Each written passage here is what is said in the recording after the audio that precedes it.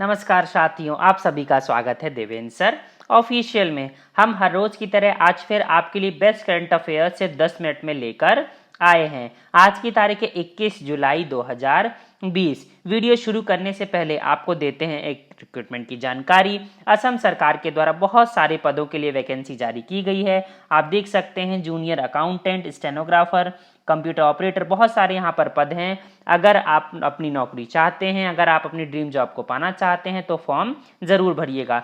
इसकी last date है 8 अगस्त 2020। किसी अदर स्टेट में जाने से बिल्कुल भी मत हिचकिएगा। जब किसी दूसरे स्टेट का व्यक्ति आपके स्टेट में आकर कार्य कर सकता है तो फिर आप किसी दूसरे राज्य में जाकर कार्य क्यों नहीं कर सकते हैं। आखिरकार है तो पूरा भारत देश एक ही। हाँ, आपको इसकी पीडीएफ मेरे टेलीग्राम पेज पर और इस वीडियो की भी पीडीएफ आपको टेलीग्राम पेज पर मिल जाएगी। आप चाहें तो ज्वाइन कर सकते हैं। और अगर वीडियो पसंद हो तो शेयर और सब्सक्राइब करना मत भूलिएगा। चलिए शुरुआत करते हैं अपने वीडियो की। आज का हमारा पहला और सबसे महत्वपूर्ण प्रश्न है कि अरब जगत और किसी मुस्लिम बहुल देश का पहला मानव रहित मंगल मिशन, जिसे होप नाम दिया गया है, यह किस देश के द्वारा लॉन्च किया गया है। तो यूएई संयुक्त अरब एमिरेट्स के द्वारा यह होप नाम का मंगल मिशन लॉन्च किया गया है। इसे नाम दिया गया है एमिरेट मार्स मिशन। जापान का रॉकेट HIIA के द्वारा इसे लॉन्च किया गया है और इसकी लागत लगभग 200 मिलियन डॉलर के आसपास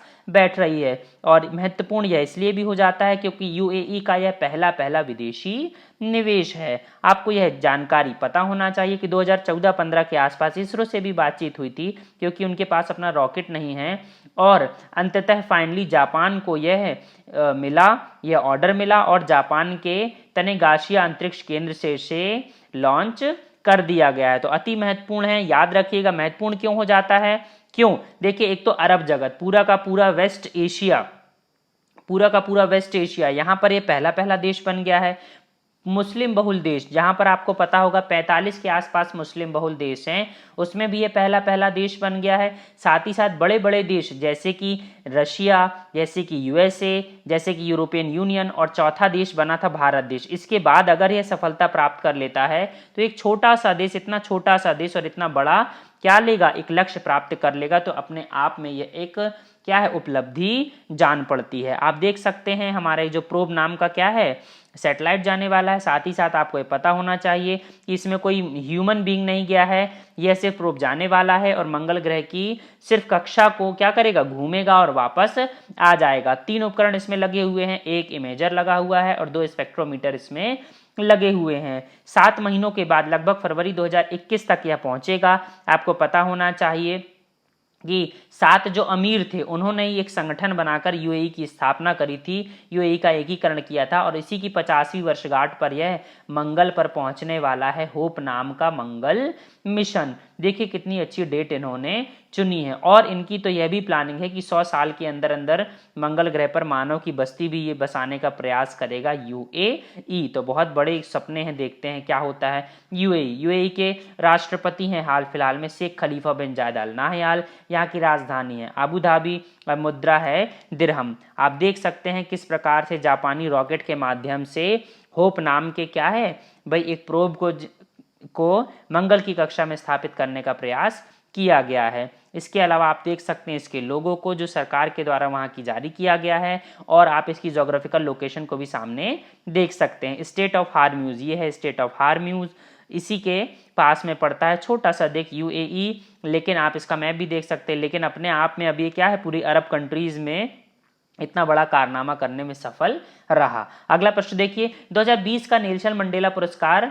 विजेता किन्हें चुना गया है। तो 2 लोगों को चुना गया है। एक गिनियन डॉक्टर है मोरिसान कायेट और दूसरे ग्रीस के मारियाना वर्दिनाइनिस। तो 2 लोग को दिया जाएगा 2020 का नेल्सन मंडेला पुरस्कार। क्यों दिया जाता है? यह उन व्यक्तियों को दिया जाता है जो मानवता की सेवा करने के लिए अपना पूरा का पूरा जीवन समर्पित कर देते हैं। 5 साल में प्रदान किया जाता है। सबसे महत्वपूर्ण तो यही हो जाता है। 2014 में संयुक्त राष्ट्र महासभा के द्वारा इसकी स्थापना की गई थी। दोनों विजेता महोदय को आप सामने देख सकते हैं और दोनों के डिटेल में भी आप यहाँ पर पढ़ सकते हैं। अगला प्रश्न आपको याद होगा, इसी से संबंधित मैंने यहाँ पर रख दिया है कि 18 जुलाई को हमने मनाया था नेल्सन मंडेला इंटरनेशनल डे।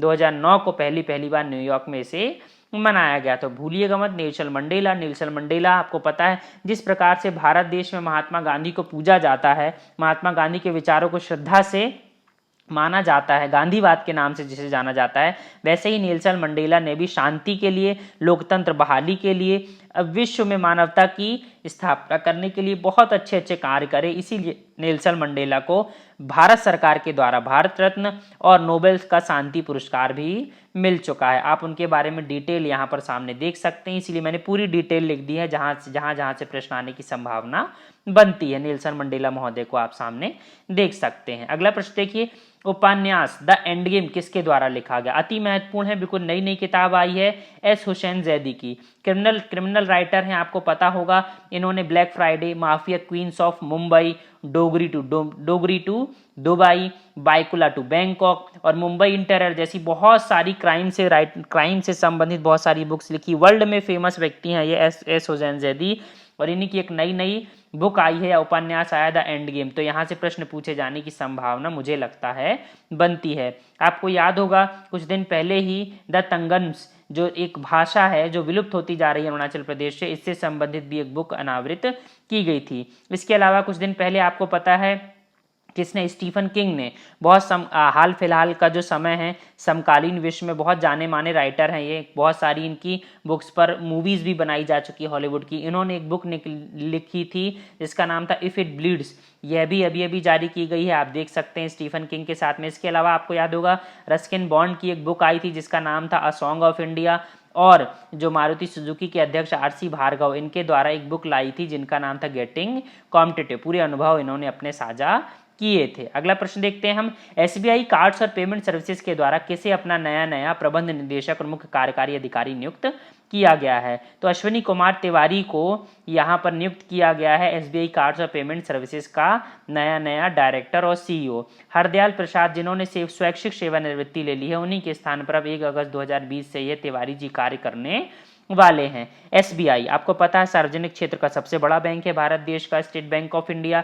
इसकी स्थापना 1 जुलाई 1955 को की गई थी। रजनीश कुमार इसके हाल फिलहाल में अध्यक्ष हैं। आप एसबीआई कार्ड के जो प्रमुख बने हैं आप इनको देख सकते हैं। अगला प्रश्न देखिए, हंगरी के मोगोरोड हंगेरिया में फॉर्मूला 1 हंगरी ग्रांड प्रिक्स 2020 किसने जीत ली है? तो लुइस हैमिल्टन ने इस बार फिर हंगरियन ग्रांड प्रिक्स 2020 जीत ली है। ये इस साल की तीसरी रेस है। हंगरी की राजधानी है बुडापेस्ट, यहाँ की मुद्रा फोरेंट यूज की जाती है और यहाँ के हाल फिलहाल में राष्ट्रपति हैं जोनास एडर। आप देख सकते हैं मर्सिडीज के ड्राइवर किसको, विजेता महोदय को। साथ में आपको याद होगा कि लुइस हैमिल्टन ने ही जो दूसरी रेस थी इस साल की स्टीरियन ग्रांड प्रिक्स 2020 ये भी जीत ली थी, जो मैं आपको पिछले करंट अफेयर्स में बता चुका हूं। और तीनों जो पोडियम पोजीशन प्राप्त की थी इसे भी आप सामने देख सकते हैं। अगला प्रश्न देखिए, फॉरवर्ड खिलाड़ी और विश्व कप विजेता टीम के सदस्य आंद्रे शूरले ने फुटबॉल से संन्यास लेने की घोषणा कर दी है। वे किस देश के खिलाड़ी थे? तो जर्मनी के बहुत फेमस खिलाड़ी थे आंद्रे शूरले। इन्होंने 2014 में जो वर्ल्ड कप जीता था फीफा का, उसमें भी अहम भूमिका निभाई थी। तो भूलिएगा मत, अति महत्वपूर्ण खिलाड़ी है। इन्होंने काफी गोल भी किए हैं, बहुत सारी विजेता टीम के सदस्य भी रहे हैं विजेता महोदय, जिन्होंने अब संन्यास लेने की घोषणा कर दी है। अगला प्रश्न देखिए, द रेव कार्डी टिंडल विवियन का निधन हो गया है। वे किस लिए प्रसिद्ध थे? तो बहुत फेमस सामाजिक कार्यकर्ता थे। इन्होंने मार्टिन लूथर किंग जूनियर के साथ भी कार्य किया था। साथ ही साथ नागरिक अधिकारों की वकालत करने के लिए जीवन भर लड़ते रहे और इनके लिए इन्हें 2013 में जो तत्कालीन अमेरिका के राष्ट्रपति थे बराक ओबामा, उनके द्वारा presidential medal of freedom award भी दिया गया था। आप देख सकते हैं अवार्ड के साथ में हमारे इस सामाजिक कार्यकर्ता महोदय को जो इस दुनिया से नहीं रहे। अगला प्रश्न देखिए, पद्म भूषण से सम्मानित प्रोफेसर CS शेषाद्री का निधन हो गया। वे किस लिए विख्यात थे? तो अति महत्वपूर्ण है, स्वतंत्र भारत में मतलब स्वतंत्रता के बाद ये सबसे प्रसिद्ध भारतीय गणितज्ञ थे। इन्होंने चेन्नई गणित संस्थान की क्या की थी भाई? स्थापना की थी। इसके संस्थापक थे। साथ ही साथ एमिरेट निदेशक के तौर पर भी इन्होंने कार्य किया था।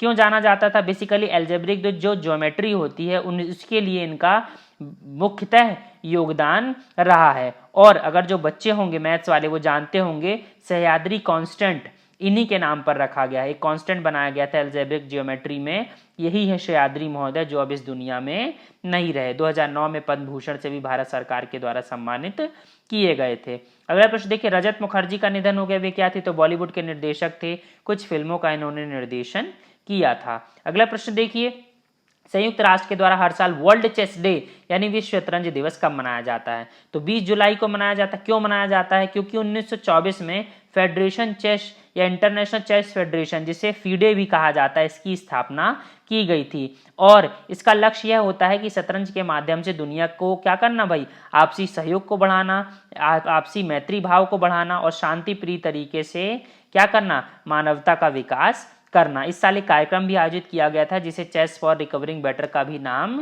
दिया गया था। आप देख सकते हैं इंटरनेशनल चेस डे को। आप चेस के विषय में मैं आपको जब से कोरोना चल रहा है तभी से बता रहा हूं कि लॉकडाउन से बिना संसाधनों का उपयोग किए कितनी बड़ी मात्रा में वैश्विक तौर पर यह गेम खेला जा रहा है, जिसके फीडे के अध्यक्ष हाल फिलहाल में अर्कडी डोरकोविच। आपको याद होगा 66वें ग्रैंड मास्टर बने थे लेटेस्ट के जी आकाश, और फर्स्ट ग्रैंड